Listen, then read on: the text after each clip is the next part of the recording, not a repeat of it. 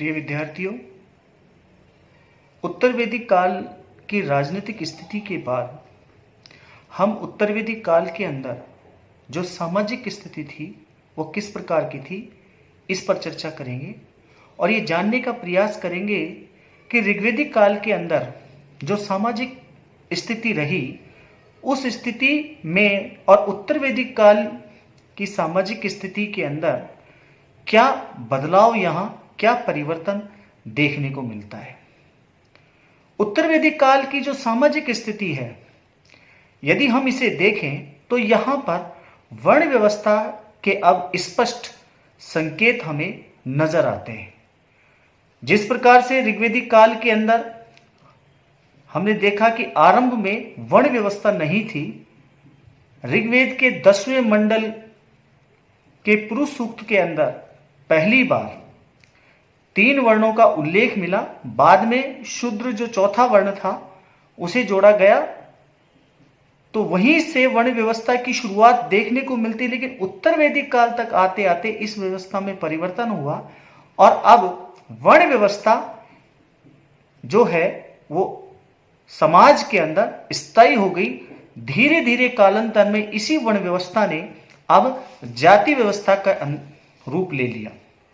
दूसरी ओर हम यह देखते हैं कि परिवार के अंदर, समाज में ऋग्वैदिक काल के अंदर महिलाओं की स्थिति या स्त्रियों की स्थिति सम्मानजनक मानी जाती थी। जैसा कि वैदिक साहित्यों से ज्ञात होता है, ऋग्वेद से ज्ञात होता है कि उस समय यज्ञ में महिला की उपस्थिति अनिवार्य थी। उसके बिना कोई भी यज्ञ पूर्ण नहीं माना जाता था। लेकिन उत्तर वैदिक काल तक आते आते इस व्यवस्था के अंदर बहुत बड़ा परिवर्तन आया।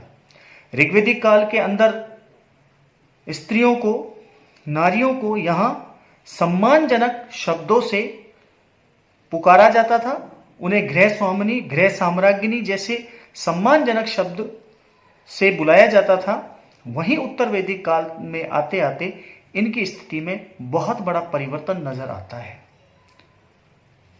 मैत्रायणी संहिता में जहां एक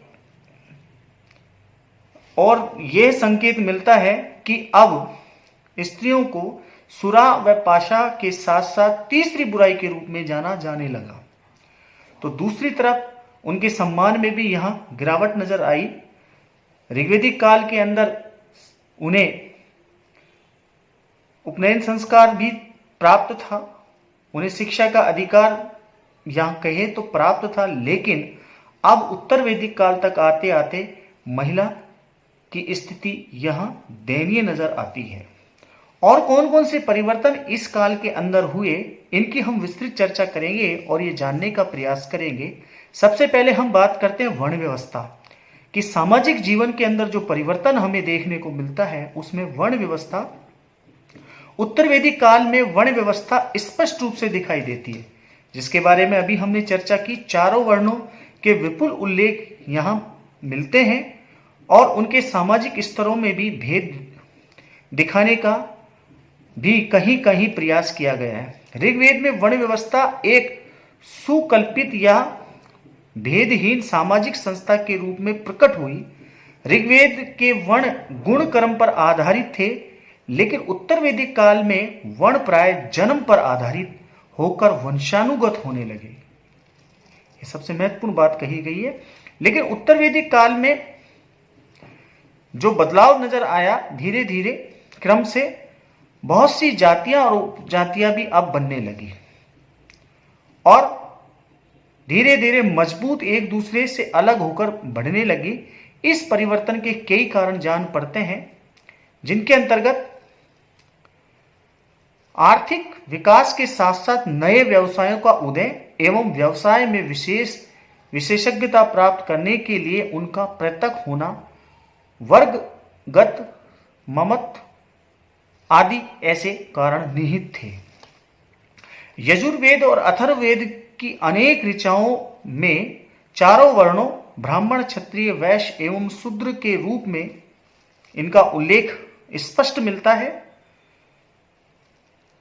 ऋग्वेद में शूद्र शब्द का उल्लेख सिर्फ एक बार पुरुष सूक्त में मिलता है। ऋग्वेद में वैश्य शब्द का उल्लेख भी पुरुष सूक्त में ही हुआ है।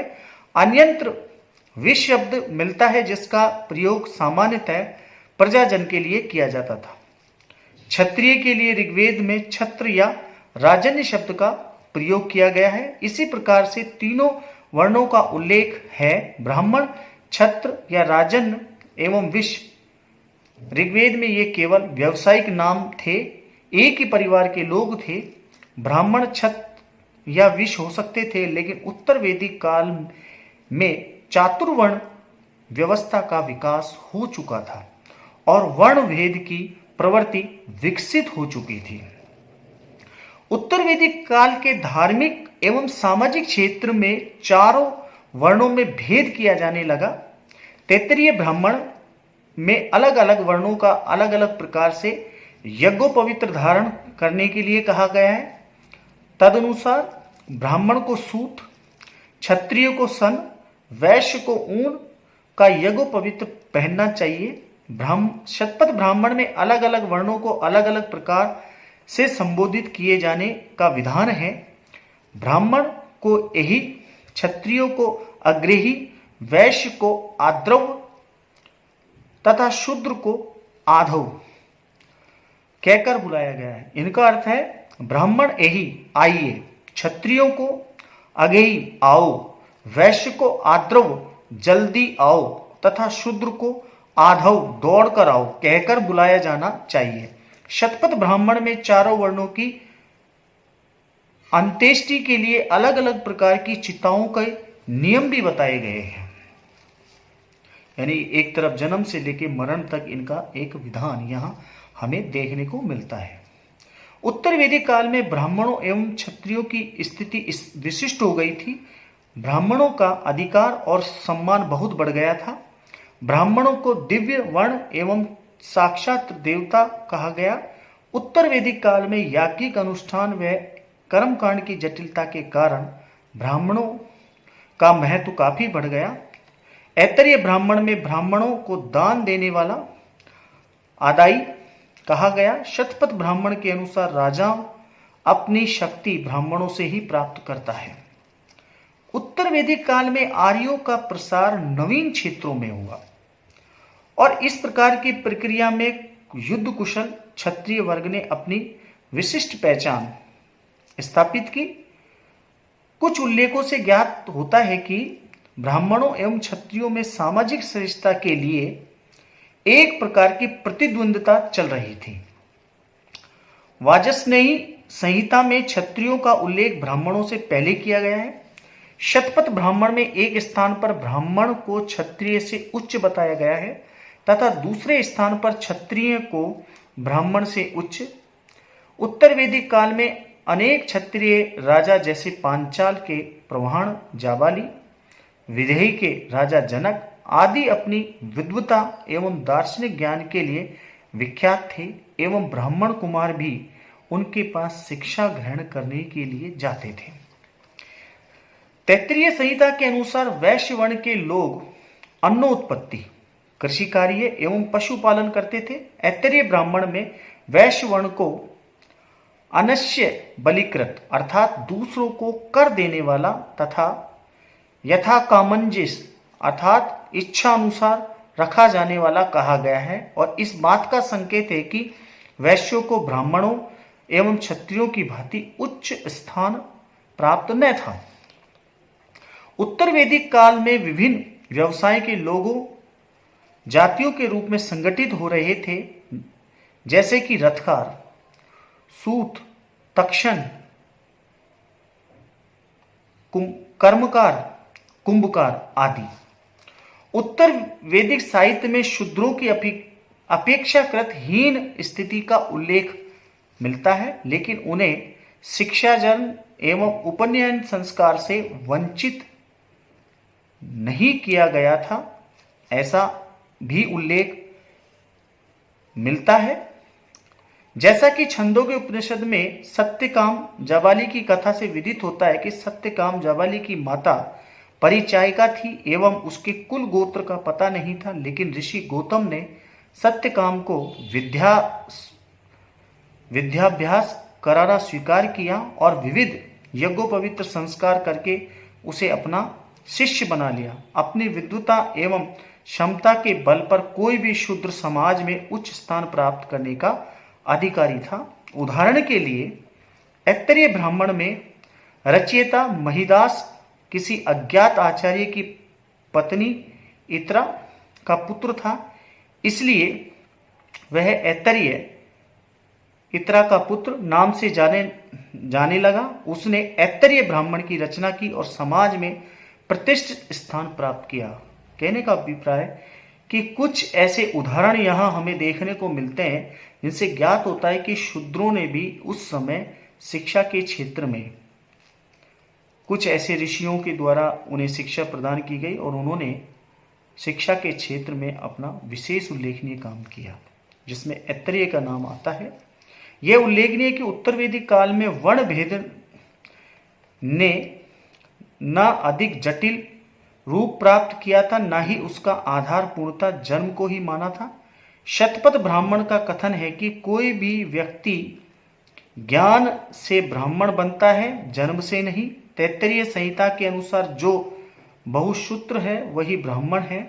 सत्यकेतु विद्यालंकार जो इतिहासकार हुए हैं उनके शब्दों में वर्ण भेद ने अभी ऐसा रूप प्राप्त नहीं किया था। ब्राह्मण तथा क्षेत्रीय कुलों से उत्पन्न हुए बिना भी आर्य विश्व का कोई व्यक्ति इन वर्णों में सम्मिलित न हो सके। उत्तर वैदिक साहित्य में अंतरवर्णीय विवाह के अनेक उदाहरण मिलते हैं, लेकिन कालांतर में यही व्यवस्था जब जाति व्यवस्था के अंदर तब्दील होती है तो जो चतुर्वर्ण था शूद्र, उनकी स्थिति दयनीय होती चली गई। आश्रम व्यवस्था। उत्तर वैदिक काल में आश्रम व्यवस्था का विकास हुआ। चिंतनशील धर्मशास्त्रियों ने जीवन के 4 पुरुषार्थ धर्म, अर्थ, काम और मोक्ष की क्रम से प्राप्ति के लिए मनुष्य जीवन के 4 विभागों की परिकल्पना की, जो आश्रम कहलाए। ये आश्रम ब्रह्मचर्य, गृहस्थ, वानप्रस्थ और संन्यास। मानव इतिहास में मनुष्य जीवन के वैज्ञानिक विभाजन का यह पहला शास्त्रीय प्रयास था। छांदोग्य उपनिषद में केवल 3 आश्रमों का उल्लेख है, ब्रह्मचर्य, गृहस्थ और वानप्रस्थ। बाद के उपनिषदों में चारों आश्रमों का उल्लेख मिलता है। प्रारंभ में संभवतः संन्यास को ही आश्रम की श्रेणी से में नहीं रखा था। श्वेताश्वर उपनिषद में उल्लेख मिलता है कि सन्यासी अब आश्रमों से अलग हैं। वर्ण व्यवस्था और आश्रम व्यवस्था भारतीय सामाजिक संगठन के 2 मूल आधार हैं। इनको सम्मिलित रूप में वर्ण आश्रम व्यवस्था कहा जाता है। यह प्राचीन भारतीय सामाजिक चिंतकों की एक अद्वितीय विलक्षण रचना है। वर्ण व्यवस्था का मूल उद्देश्य प्रत्येक व्यक्ति को समाज के लिए कर्मशील बनाना है और उसके स्वभाव और गुण कर्म के अनुसार उसकी कर्मशीलता का दिशांकन करना है। आश्रम व्यवस्था का उद्देश्य मनुष्य के भौतिक, सामाजिक एवं आध्यात्मिक जीवन लक्ष्यों का समानुपातिक समन्वयकरण था।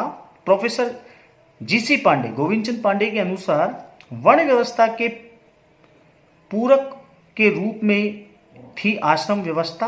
आश्रम एक और व्यक्ति को समाज से जोड़ते हैं तो दूसरी ओर उसके विकास के क्रमबद्ध के सोपान बनते हैं। यह उल्लेखनीय है कि वैदिक साहित्य में हमें आश्रम व्यवस्था के आरंभिक उल्लेख मिलते हैं। उसकी पूर्ण विकसित अवस्था हमें बाद के काल में सूत्र काल व महाकाव्य काल के अंदर देखने को मिलती है। इस काल के अंदर जो एक सबसे बड़ी बात देखने को मिलती है कि संयुक्त परिवार की परंपरा अब सामान्य रूप से बन रही।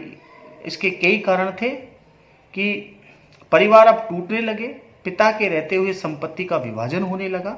अथर्ववेद में एक स्थान पर कहा गया है कि सम्मिलित परिवार में सुमति एवं एकता की निमित्त प्रार्थना की गई, यानी कि अब परिवारों के विघटन होने की स्थिति पैदा होने लगी, यानी कि अब